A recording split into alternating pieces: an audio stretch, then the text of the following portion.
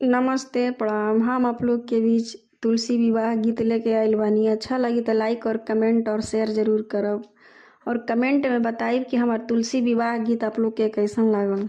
नारायण पूछे तुलसी से दिलवा के बात हो, नारायण पूछे तुलसी से दिलवा के बात हो, नारायण पूछे तुलसी से के तोहर माता तुलसी के तोहर पिता हो, के तोहर माता तुलसी के तोहर पिता हो। कवने नगरिया तुलसी, कवने नगरिया तुलसी भइले विवाह हो, नारायण पूछे तुलसी से दिलवा के बात हो, नारायण पूछे तुलसी से दिलवा के बात हो, नारायण पूछे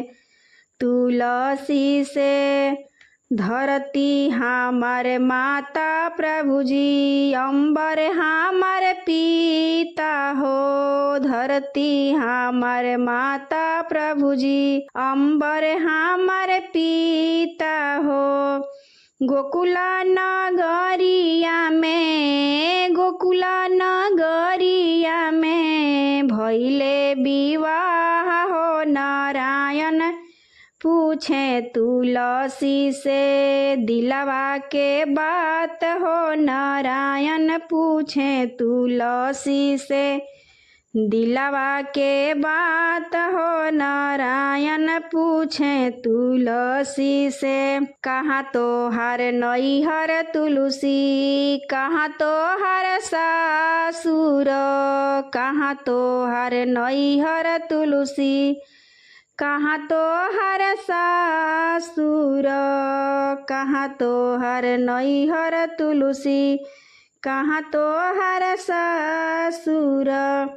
केकरा से भइले तुलसी, केकरा से भइले तुलसी तोहरो विवाह हो, नारायण पूछे तुलसी से दिलवा के बात हो, नारायण पूछे तुलसी से दिलवा के बात हो, नारायण पूछे तुलसी से। गंगा के तीरे नैहर प्रभु जी, जमुना के तीरे सासुर, गंगा के तीरे नैहर प्रभु जी, जमुना के तीरे हमर सासुर।